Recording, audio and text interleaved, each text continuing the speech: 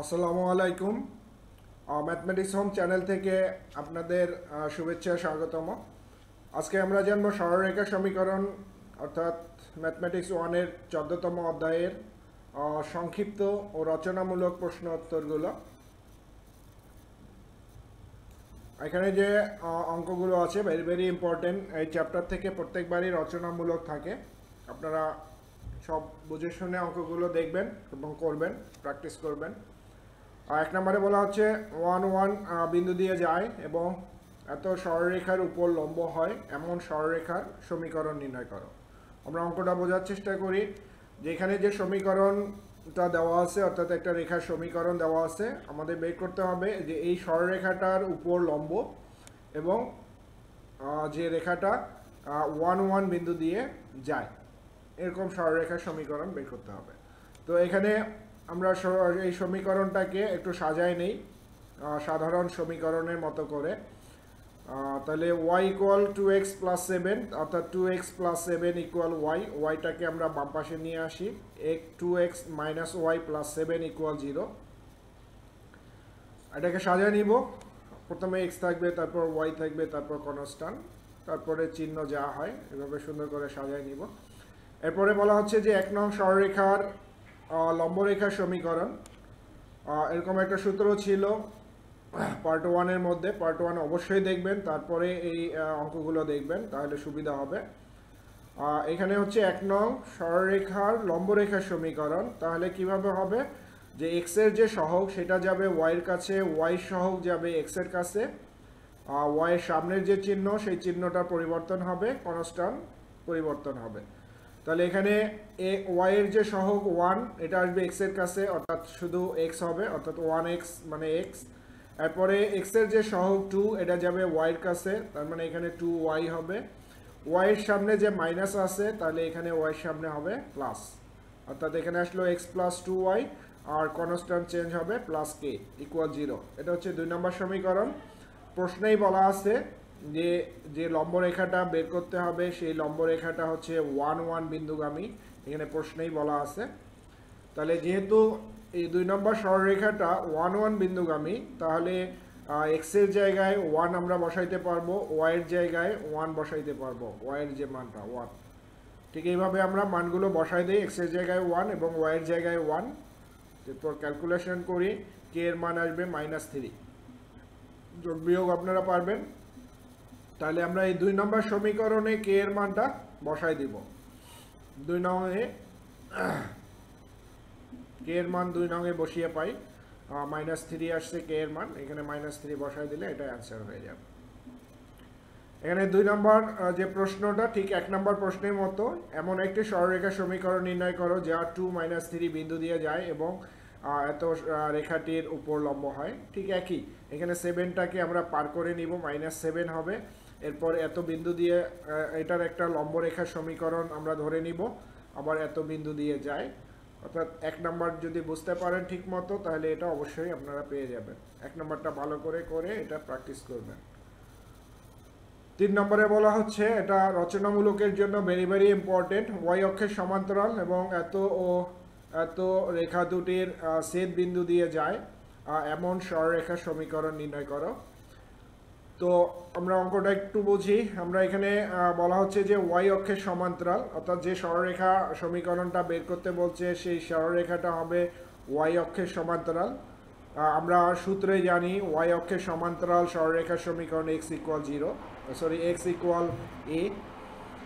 আর হচ্ছে এখানে বলছে যে এই দুটা রেখার ছেদ বিন্দু দিয়ে যায়।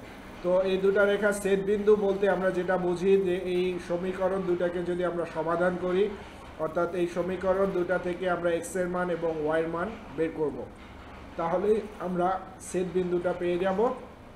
আর ওই ছেদ বিন্দু দিয়ে যেহেতু x ইকুয়াল a গমন করে, তাহলে ওই বিন্দুগুলো থেকে x এর মানটা আমরা x এর জায়গায় বসাই দেব। আমরা অঙ্কটার দিকে আসি, তাহলে বুঝে যাব। এখানে যে দুটা সমীকরণ দেওয়া আছে, এই দুটা সমীকরণ, এখান থেকে আমরা x এর মান এবং y এর মান বের করব সমাধান করে। আপনারা যেভাবে পারেন সমাধান করতে সহজ নিয়মে। এখানে দুটা সমীকরণকে আমরা প্রতিস্থাপন পদ্ধতি, বজ্রগুণন পদ্ধতি, তারপর অপনয়ন পদ্ধতি, অনেক পদ্ধতি আছে এই সমীকরণ সমাধান করার। আমি এখানে বজ্রগুণন পদ্ধতিতে বের করার চেষ্টা করছি। 1 ও 2 নং হতে সমাধান করে পাই আমরা। এখানে আমরা প্রথমে উপরে এক্স নিব, তারপর ইকুয়াল, তারপর হচ্ছে এখানে ওয়াই, চলক ওয়াই নিব, আর এটা কনস্ট্যান্ট যেহেতু 1 নিব। এরপরে এক্স এর নিচে যে কাজটা করব, এক্স এর অংশটা বাদ যাবে, আর এটা আর গুণন হবে। এই গুণনটা হবে আগে, খেয়াল রাখতে হবে। এখানে ওয়াই সহগ আর হচ্ছে কনস্ট্যান্ট, এই গুণনটা হবে আগে। অর্থাৎ এখানে -3 আর হলো -5, এর গুণন দিলে হয় 15, আর পর মাইনাস, সূত্রে মাইনাস, আর এখানে হলো ওয়াই সহগ 3 আর এখানে কনস্ট্যান্ট 4, এই দুটার মধ্যে গুণন হবে, তাহলে 12। এটা সূত্রের এখানে মাইনাস আর হচ্ছে 12, অর্থাৎ এই গুণনটা হবে আগে, তারপর মাইনাস দিয়ে এই গুণনটা করতে হবে। এটাকে বলা হয় বজ্র গুণন পদ্ধতি। এরপর ওয়াই এর নিচে যে কাজ হবে, তাহলে ওয়াই এর অংশটা বাদ যাবে। এখানে আগে এই গুণনটা নিতে হবে। এখানে 3 সাথে 4 এর গুণন হবে, 3 4 12, এরপর সূত্রে মাইনাস, আর এখানে এক্স এর সহগ আর এই কনস্ট্যান্ট গুণন হবে। এখানে 2 আর এখানে হলো -5, গুণন দিলে -10, একটা সূত্রে মাইনাস আর এখানে গুণন দিলে -10, তার মানে +10 হবে। ইকুয়াল, আমরা 1 এর নিচে কাজ করলে এই কনস্ট্যান্টগুলো বাদ যাবে, আর গুণন আবার এইখান থেকে গুণন হবে আগে, তাহলে 2 এর সাথে 3 গুণন করলে 6 হয়, আর 3 মাইনাস, সূত্রে মাইনাস, আর হচ্ছে 3 এর সাথে -3 গুণন দিলে -9, তাহলে সূত্রে মাইনাস আর এখানে গুণন দিলে -9, তার মানে এখানে +9। আর গুণন প্রথমে আমরা আবার বলি যে এক্স এর নিচে যখন কাজ করব তখন এই গুণনটা হবে আগে, তারপরে এই গুণনটা। ওয়াই এর নিচে যখন কাজ করব তখন এই গুণনটা হবে আগে, তারপরে এই গুণনটা। আর কনস্ট্যান্টের নিচে যখন কাজ করব তখন এই গুণনটা হবে আগে, তারপরে এই গুণনটা। ভালো করে খেয়াল রাখবেন। এরপর যোগ বিয়োগ, এখানে 15 থেকে 12 বাদ দিলে 3 হয়, এখানে 12 + 10 এটা হবে 22, এখানে 6 + 9 তার মানে 15। এরপরে এখান থেকে আমরা এক্স এর মান এবং ওয়াই মান বের করব। এখানে x/3 = y/22 = 1/15। তো আমরা এক্স এর অংশ এবং কনস্ট্যান্ট অংশটা এখানে নিলে পরে আমরা এক্স এর মানটা বের করে নিতে পারবো।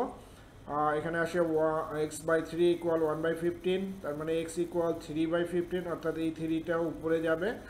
এখানে ভাগ হিসাবে আছে, ওই সমান চিহ্নের ডান দিকে গেলে গুণন হয়ে যাবে, অর্থাৎ উপরে যাবে। এরপর 3 আর 15 কাটাকাটি যায়, 1/5 হয়। ওয়াইয়ের অংশের দিকে আমরা যদি যাই, এই দুটো অংশ আমরা নিয়ে কাজ করব, অর্থাৎ ওয়াইয়ের অংশ এবং কনস্ট্যান্ট অংশ। ওয়াইয়ের মান বের করব, y/22 = 1/15, তাহলে এখানে y ইকুয়াল হবে 22/15, অর্থাৎ এখানে 22 উপরে চলে যাবে। তো আমরা এখানে 1 ও 2 নং রেখার ছেদ বিন্দুর স্থানাঙ্ক পেয়ে গেলাম, অর্থাৎ এখানে x এর মান হচ্ছে 1/5 আর হচ্ছে y মান 22/15। এখন আমরা আসি শুরুতেই যেটা বলছিল যে y অক্ষের সমান্তরাল রেখার সমীকরণ, অর্থাৎ x = a। এখানে বলা হচ্ছে যা এত বিন্দুগামী, অর্থাৎ প্রথমেই বলা ছিল যে দুটো সরলরেখার ছেদ বিন্দুগামী। তো আমরা এখানে তো ছেদ বিন্দু বের করছি, আর তাহলে এই ছেদ বিন্দুগামী হবে এই সরলরেখাটা।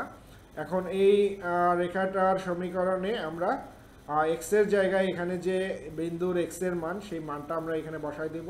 তাহলে 1/5, এক্স এর জায়গায় বসবে 1/5, অর্থাৎ এ এর মান হয়ে যাবে 1/5।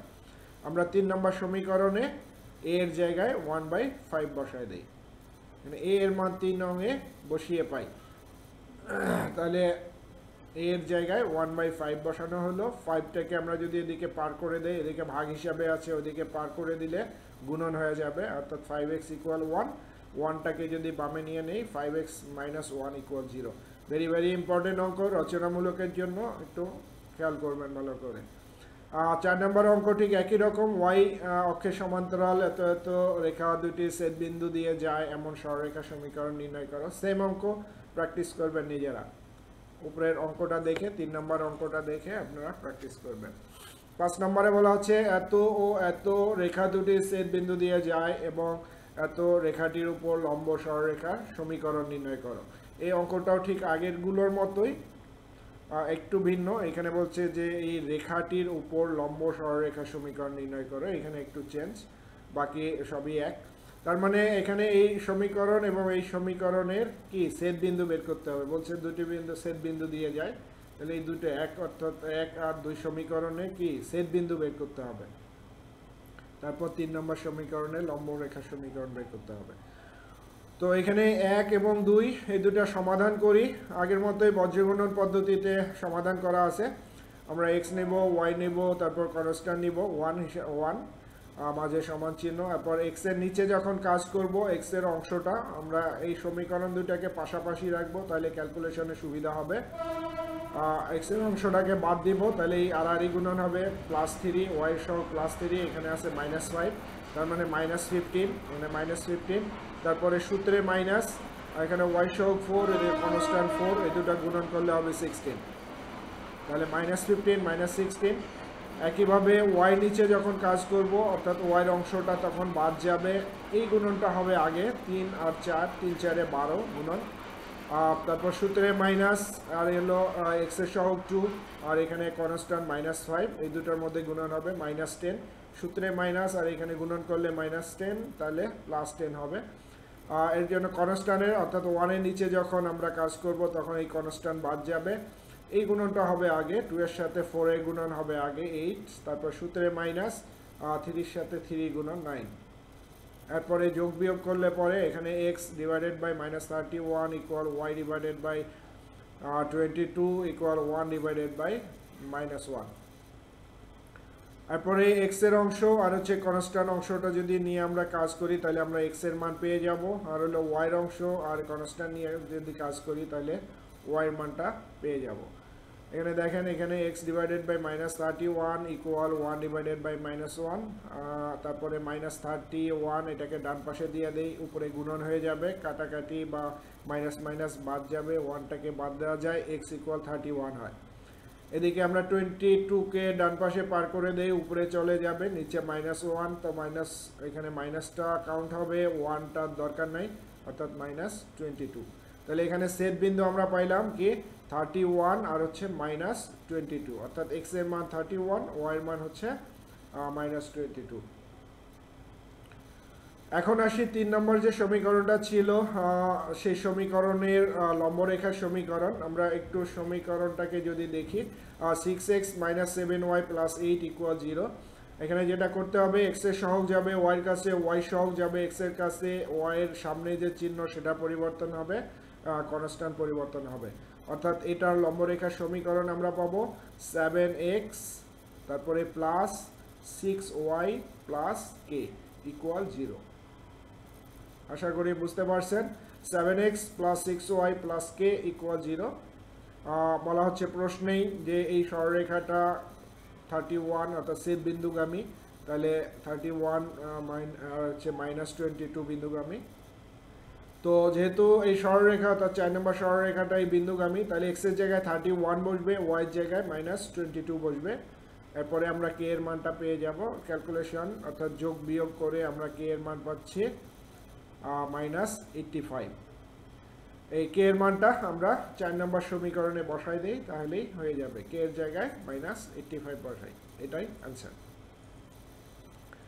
6 নম্বরে বলছে একটি সরলরেখার সমীকরণ নির্ণয় করো যা এত রেখার দুটি ছেদ বিন্দু দিয়ে যায় এবং এত রেখাটির উপর লম্ব। এটাও ভেরি ভেরি ইম্পর্টেন্ট, আগের যে অঙ্কটা ছিল সেইটার মতোই।